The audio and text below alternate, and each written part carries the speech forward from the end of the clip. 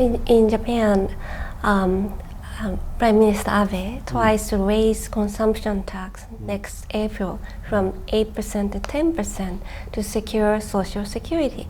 But in order to secure the Social Security at the full level, he has to raise the consumption tax to up to 70%. In order to take care of the elderly, we have to tax you more. Well, that's not the only choice. We can take care of the elderly by doing many other things that help them without raising the tax. So the government has already sort of given this false problem and solution. I think our task is to point out to people that's a false problem and solution.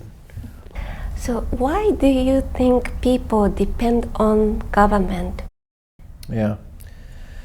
I attribute mostly the belief in government to the government's control of education.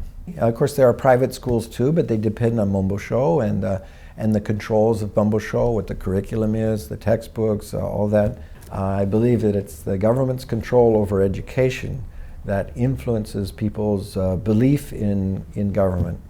You said freedom. If you really choose something, you can acquire virtue in your lecture.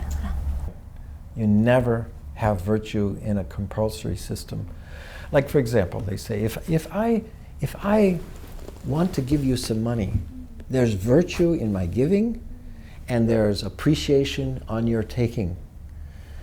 And in the return later, you will feel appreciation and maybe you will want to return it. But if I have to give my money in taxes, I don't see who it goes to.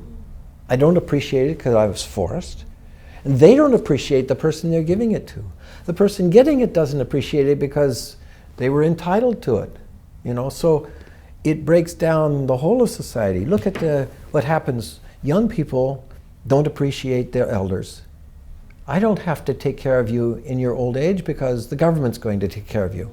And so the elderly say, well, I don't have to care for my children because the government's going to take care of you. It breaks down the fiber that should be the motive for all of us to care for each other. And that's why I'd say that the even maybe well-intentioned desire of government to take care of things, but through force, actually destroys all of the fiber of a voluntary, self-motivated society. People came to think that they are not good enough to be independent. Yeah, we think often the government says that they're supposed to be the public servants. And we, the population in a democracy, are supposed to be the masters of the government. But the behavior is just the opposite. Who goes to a government official and says, you're my servant, I pay you, you should be doing me my service? No, it's the opposite. The politician wants you to come and beg him for favors and for services. The bureaucrat treats the citizenry like they're the servants and they are the masters. Well, that's the opposite of what it should be. If we really believe in democracy, meaning the people rule, then we need to reverse that thinking and say we are the masters of the politicians and of the bureaucracy. They are our servants, not our masters. Law should be limited only to very important life-threatening things. It shouldn't be on whether you should be allowed to cut hair without a license. But they use the law and the threats of violence on so many things in society now because people are used to it. I'd like to ask you about the presidential election. You said you don't endorse anyone. Not Republicans and Democrats, but I do champion the Libertarian Party in America. The Democrats and Republicans don't have to do anything.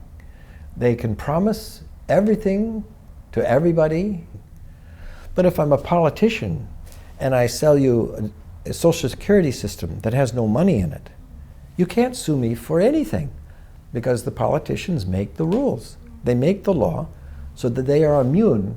Probably better than most countries of Africa and Latin America where corruption is very, very bad. But corruption is powerful in America because the degree of market activity that has made America prosperous, very rich country, means that the politicians have a lot of wealth to take and to use for themselves, to abuse, I would say, you know.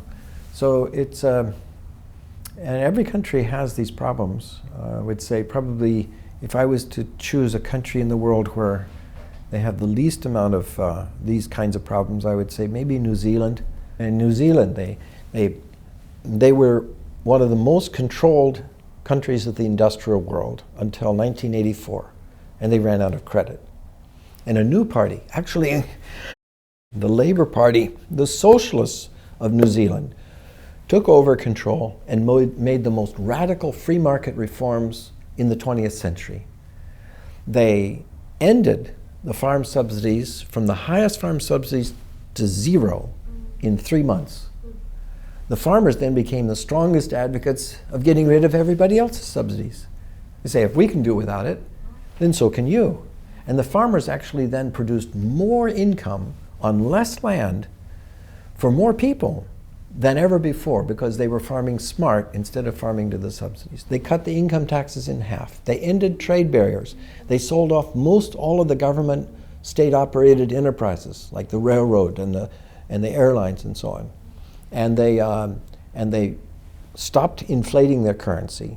It would be the perfect example of how Greece could get out of its troubles if they adopted those policies. Every country could adopt these policies. No country is beyond hope. Used the ideas of Hayek to implement into New Zealand in their politics.